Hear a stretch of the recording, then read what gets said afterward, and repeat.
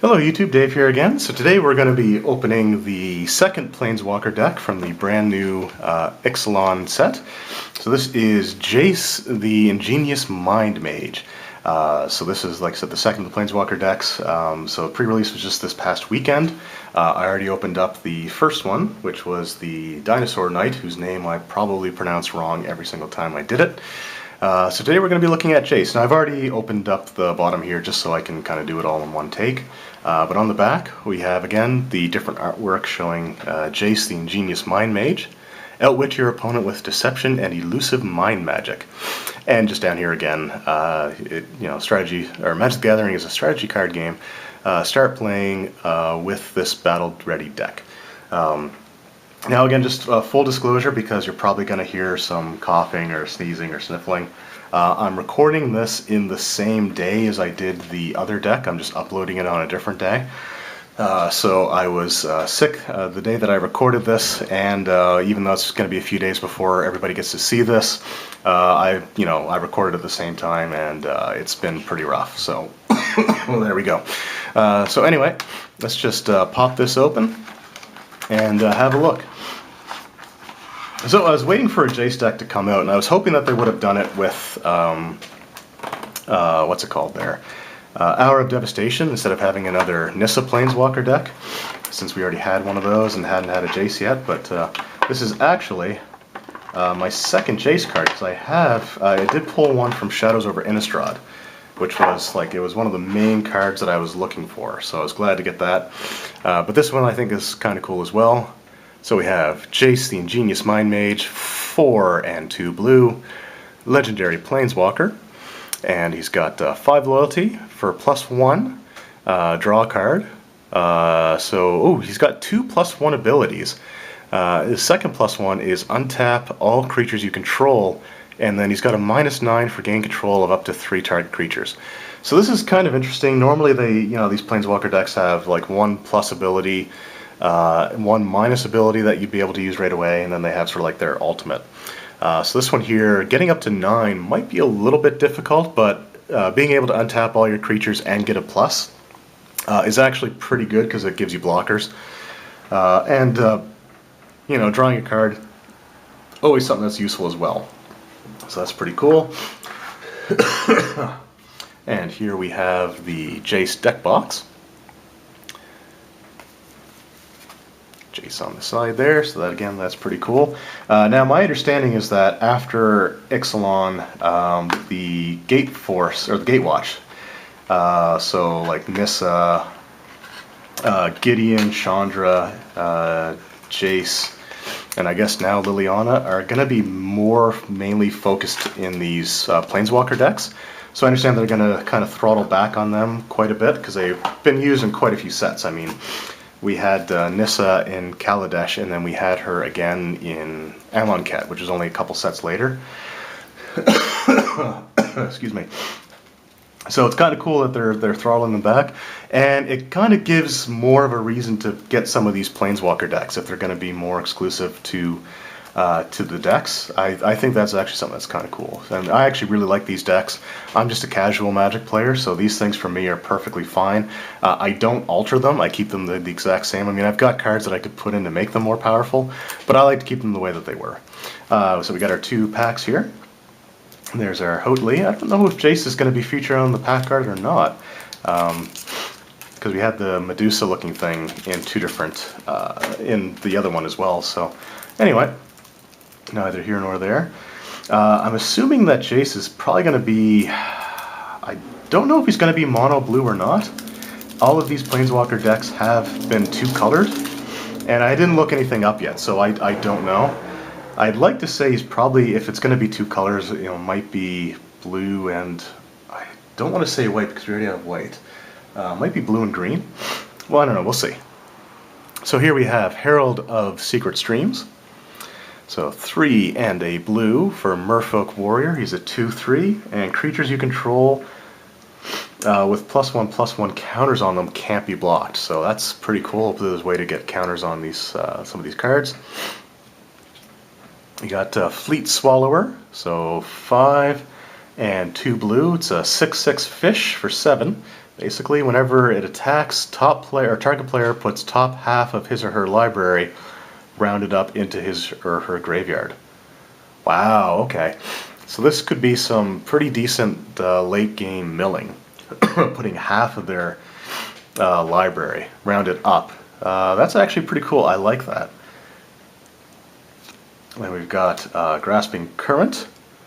So 4 and a blue, return. Return up to 2 target creatures to their owner's hand. Search your library and or graveyard for a card named Jace Ingenious Mind Mage. Reveal it and put it into your hand. If you search your library this way, shuffle it. So this is basically the fetch spell for Jace, which is unique to this deck. 2 of those. And yeah, so blue and green. Okay, that's cool. Blue and green is actually my favorite combination. I think it's called Simic, if I recall correctly, but I really like blue and green. The first deck I ever bought for Magic was blue-green, and actually my other, the blue-green deck that I bought, I have altered that one, and that's the one that I put Jace into from Shadows over Innistrad, so it's pretty cool that we've got another blue-green Jace deck that I can use. So, we got Chimera Speaker, Deeproot Warrior, Jungle Delver, so 2 of those, another Chimera Speaker, another Deeproot Warrior. So this is kind of weird. In the past, and I noticed this with the last one too, normally if you have duplicates of a card in these pre-constructed decks, they'll have them all together, but both of these ones have them sort of mixed up a little bit for a couple of them, which is weird. Jace's Sentinel. So it's another one that is unique to this deck, so it is 1 and a blue. As long as you control a Jace Planeswalker, Jace's Sentinel gets +1/+0 and can't be blocked, so it becomes a 2/3. 2 of those, 3 of those, Shaper Apprentice, 2 of those, Vine Shaper Mystic, 2 of those, Shapers of Nature, so there's a lot of shaping going on here. And, put a +1/+1 counter on target creature, so there you go. It does cost 4, but it is still pretty good that there is a way to put +1/+1 counters to get the most of that ability. So, Jade Guardian, when it enters the battlefield, put a +1/+1 counter on target merfolk creature you control. So yeah, there are ways to get +1/+1 counters on there, which is great. Headwater Sentries, 2 of those. Tempest Caller. Air Elemental. I've been watching, one of my favorite YouTubers is Pro Jared, and on his Pro Jared Plays channel he was doing the Magic the Gathering RPG computer game, which I guess people call Chandelar, and it's cool to see Air Elemental because that's one of the cards in his deck, and I like it, 4/4 flyer. Woodland Stream, so that's the dual land. Alright, forests. So I want to go through and see which one has the hidden Jace. So this one doesn't look like it. There he is. So that's pretty cool. I do like the lands, I have to say. And as somebody who plays Dungeons & Dragons, it's interesting that Wizards seems to be combining their Magic themes with their Dungeons & Dragons themes. Like when they did Shadows over Innistrad was around the time that Curse of Strahd came out, which is like a gothic horror adventure. And Shadows over Innistrad was sort of like a gothic horror thing as well. And with this one, this Ixalan with dinosaurs and pirates and all that stuff is coming out at the same time as Tomb of Annihilation, which is, jungle themed as well, which is kind of cool. And looks like we got our Jace. Get it to focus. Looks like we got our Jace there. So again, I actually really like the lands. The lands look really nice in here. Wonder if Spell Pierce is in this deck. I guess we'll find out. So we've got River Herald's Boon is an instant. 2 of those, 3 of those. Castaway's Despair. So this is actually unique to this one as well. So as you can see, it's got a higher number than what's in the set. So this is something that you can only get in this deck. So it's 3 and a blue. Enchant creature. When Castaway's Despair enters the battlefield, tap enchanted creature. Enchanted creature doesn't untap, so it's just a way of tapping things down. 3 of those, 4 of those. So not a lot of interestingly enough, there's not a lot of like mind magic going on in this mind magic deck. I mean, those are the only non-creature cards besides the lands. So it's interesting because I figured this was going to be full of things to like bounce creatures, unsummon, spell pierce. I thought there was a lot of those spells that were going to be in here. I figured this was going to be sort of like a creature light kind of thing, but it's full of creatures and only a few spells, which doesn't seem very Jace-like, but there you go. And now we got our packs. So I guess we'll start with our Medusa Lady and see what we can get.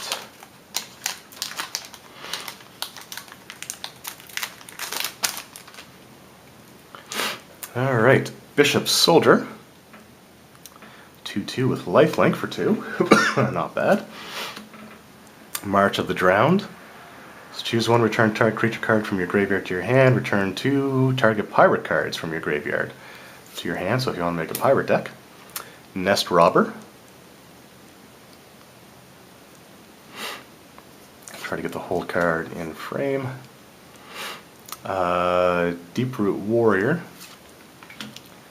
Siren Lookout. Pounce, target creature you control fights target creature you don't control. So this is another fighting mechanic. Another Spell Pierce. Excuse me. Sorry about that. Ritual of Rejuvenation. Gain 4 life and draw a card for 3. Doesn't seem too bad. Windstrider. Fire Cannon Blast. So it's colorless and 2 red, deals 3 damage to target creature, but it's got Raid, which I don't think I saw in the last opening. So Raid, Fireball Cannon Blast deals 6 damage to that creature instead if you attacked with a creature this turn. So I guess Raid, the mechanic must be after you attack with something, then things have extra effects. So that's actually pretty cool. I like that. Our first uncommon is Lookout's Dispersal. So 2 and a blue. Lookout's Dispersal costs 1 less to cast if you control a pirate. Counter target spell unless its controller pays 4. Wow. See that? I know pirates weren't really in Jace's deck, but something like that I think would have been a little bit better. Vicious Conquistador. So 1 for a 1/2. Vampire Soldier, whenever it attacks, each opponent loses 1 life. And our third uncommon is a River Sneak, can't be blocked. Whenever another merfolk enters the battlefield under your control, River Sneak gets +1/+1 to the turn.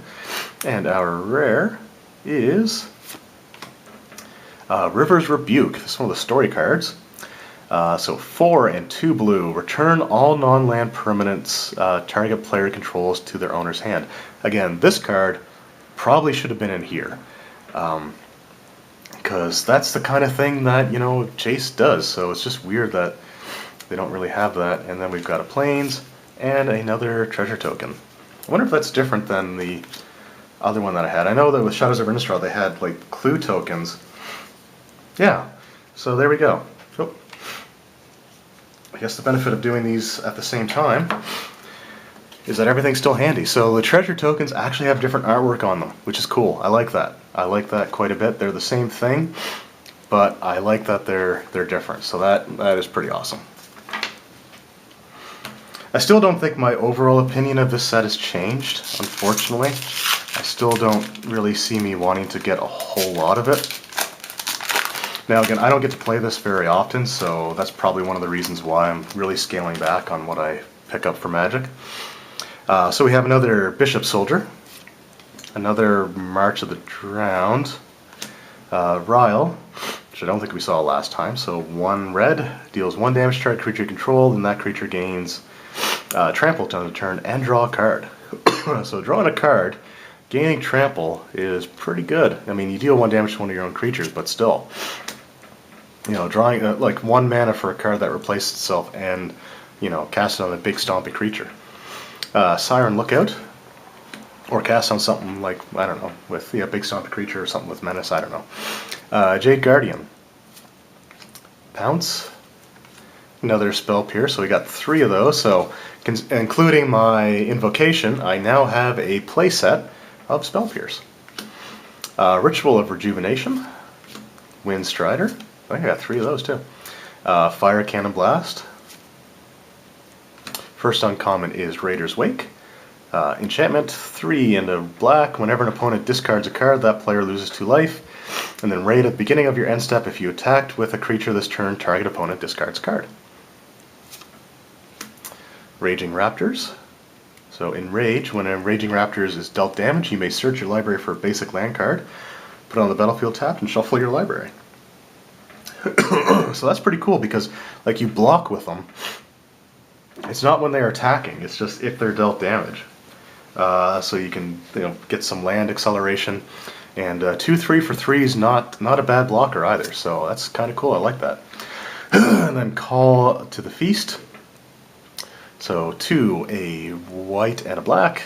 Sorcery, create 3 1/1 white vampire token creatures with lifelink. And our rare, we've got a mythic, and we have a Carnage Tyrant. So 4 and 2 green for a 7/6. It can't be countered and has trample and hexproof. That is pretty beefy. I like that one. And we got our forest, and we've got a 3rd treasure token, which again is completely different, so that's really cool. So yeah, there we go. Got myself a mythic. I don't know if this is really worth a whole lot. 6 mana, I guess, seems like a lot by competitive Magic standards, I suppose.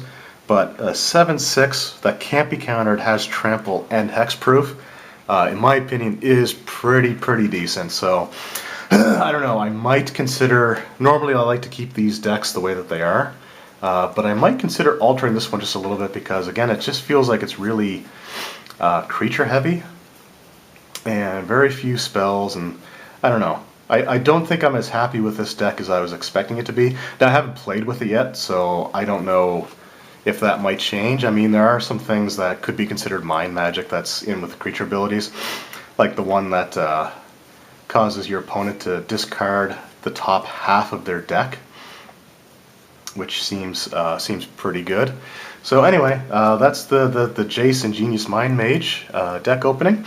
So I'm pretty happy with what I got there. Love that I got a pretty giant dinosaur mythic. So again, let me know what you guys thought. How was your pre-release? How did you guys do? Did you get any awesome cards? Did you win any prizes? What are your thoughts of the set? And if you have this deck and you've had a chance to play it, let me know how it played. I'd be really interested to find out how that went. So anyway, thank you guys very much for watching. I hope you enjoyed, and we'll see you next time.